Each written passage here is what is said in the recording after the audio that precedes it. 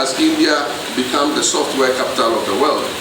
If you go to Bangalore, there are young people writing programs for the whole world, in banking, in agriculture, in every sector of the economy. We can do the same if we train our young people to be able to do it.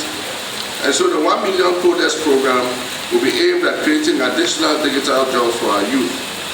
And we intend to spend $3 billion investment in information and communication technologies.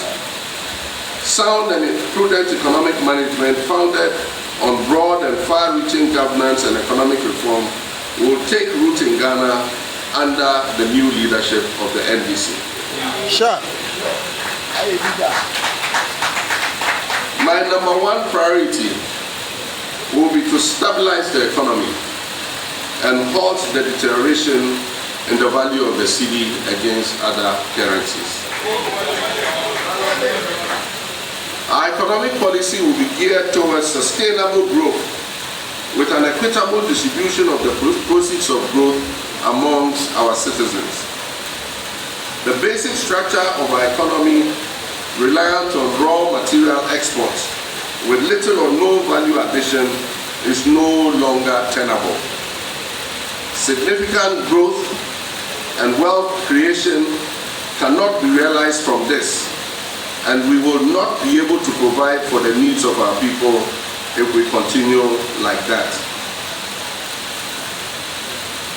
We will work to restore our traditional export sector back to their past glory.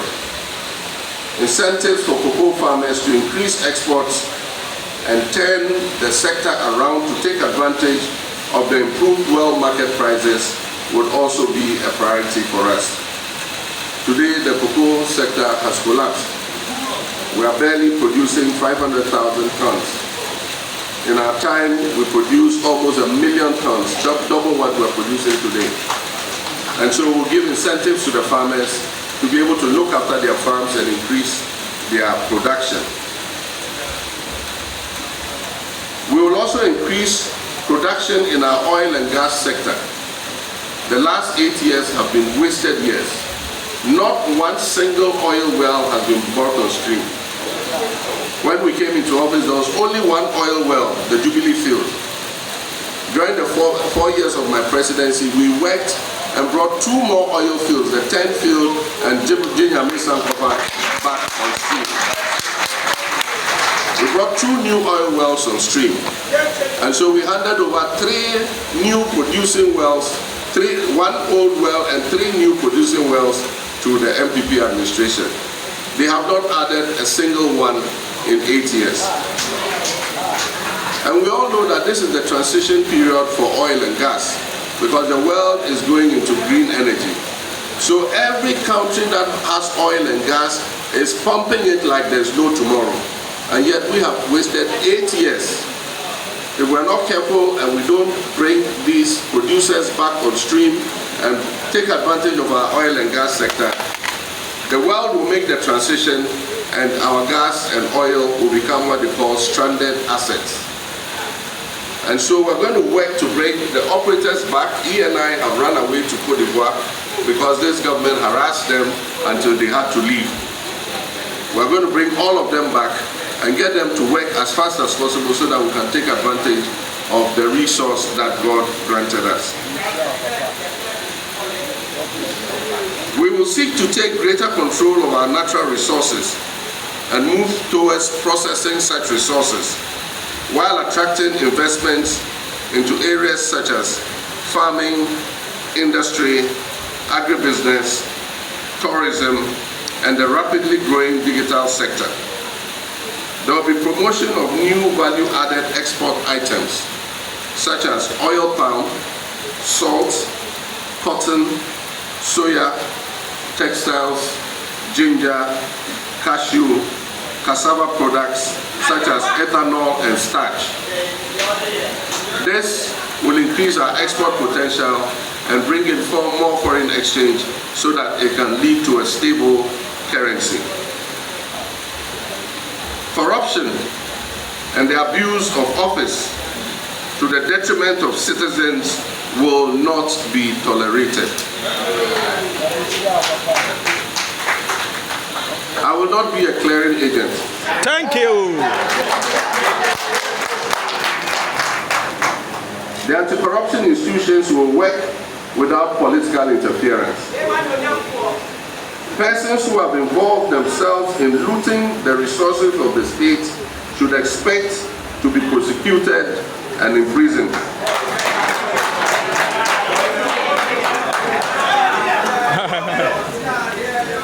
There will be greater transparency and accountability in the way that government operates. Our citizens, especially the youth, will feel a sense of ownership of governance and their voices will matter. Institutional reforms will be a focus on strengthening governance systems that deliver desired outcomes. We will curtail the excessive politicization of institutions such as the judiciary, the Electoral Commission, and other independent constitutional bodies through major constitutional reforms. We'll also rein in the phenomenon of bloated government and replace it with a much leaner one. We will not have 125 ministers, we will have not more than 60 ministers.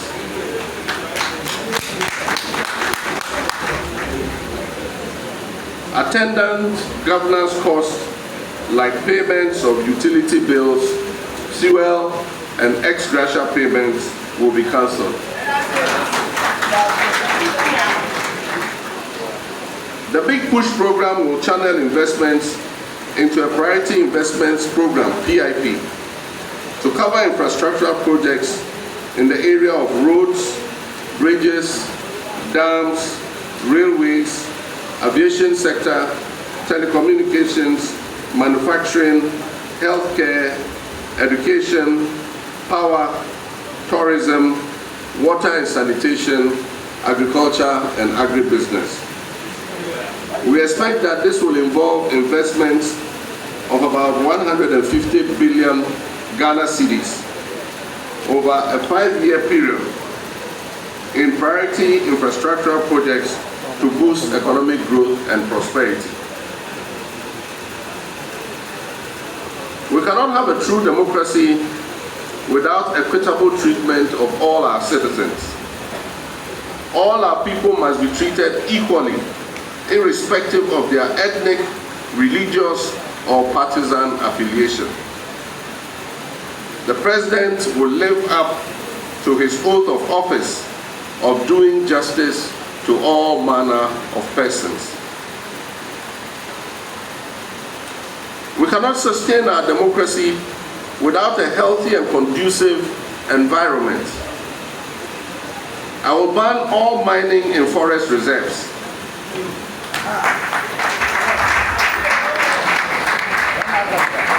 Because I believe that many of those trees in the forest reserves that are more than 500 to 700 years old are a more precious asset than any mineral wealth that lie underneath them.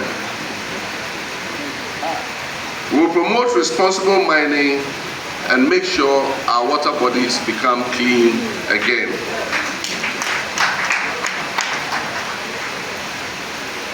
We intend to make Ghana a hub for education.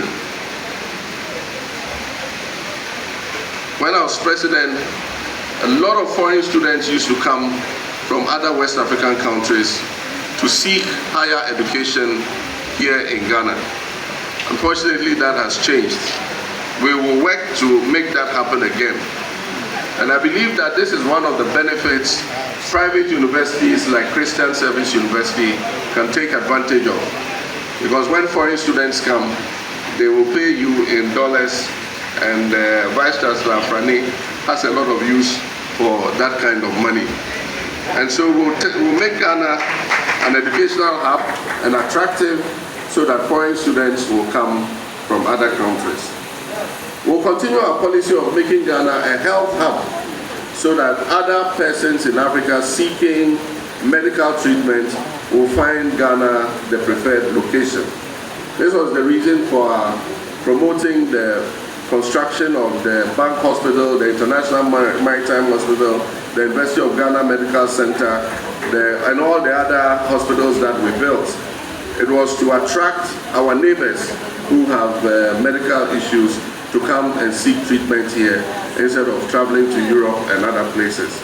And so we'll continue that program. We will make Ghana a tourism hub by developing our tourism sites. We will create amusement parks, water parks, enhance all our waterfalls and other tourist attractions so that people will come and enjoy taking a holiday here in Ghana rather than going to other destinations. Ladies and gentlemen, we are not different from other countries in terms of our potential for growth and prosperity. Bad governance, poor leadership, and a string of historical factors have limited our potential. But a new dawn is on the horizon, one in which the very best of us, the very best in all of us, will shine through, in which we put out our very best foot forward. My track record of delivery is self-evident and will no doubt be considered by voters in the election to come. Ability and performance are vital prerequisites for leadership, especially in times of multiple crises as we are facing now.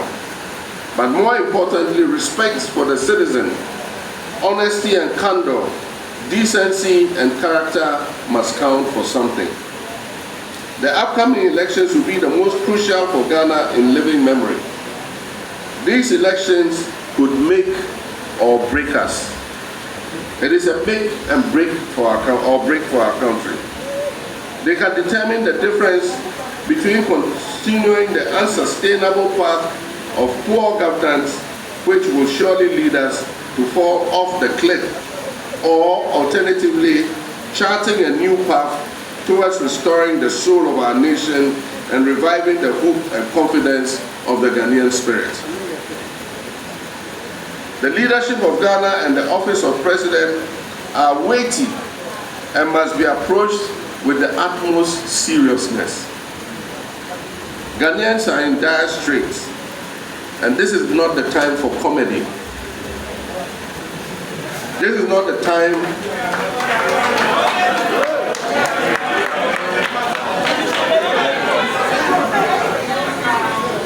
Ghanaians are in dire straits, and this is not the time for comedy.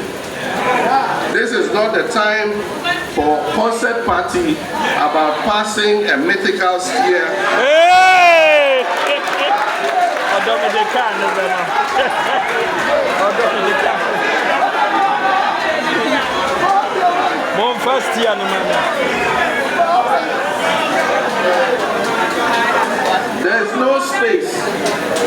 There is no space for stale falsehoods and gaslighting. Those trivializing the suffering and pain of Ghanaians and reducing important matters of governance to empty slogans and desperate promises cannot come near the leadership of this country. Those whose glaring failures at economic management have sucked us into this vortex of despair, despite their lofty talk in opposition, and who now seek to flee from responsibility, cannot be rewarded with the presidency of a nation in such deep crisis. And it is unimaginable to think that those who claim, that some claim, that it's better to have an economy that has defaulted on debt, causing over 1 million bondholders, including elderly pensioners, to suffer financial haircuts, still would try to convince Ghanaians that they are in a much better position than one in which debt servicing was done timeously, without defaults, and when nobody suffered any financial loss.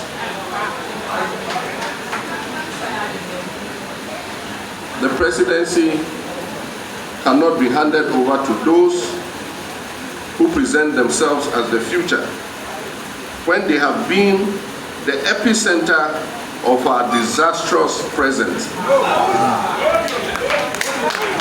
The presidency cannot be handed over to those who present themselves as the future when they have been the epicenter of our disastrous present.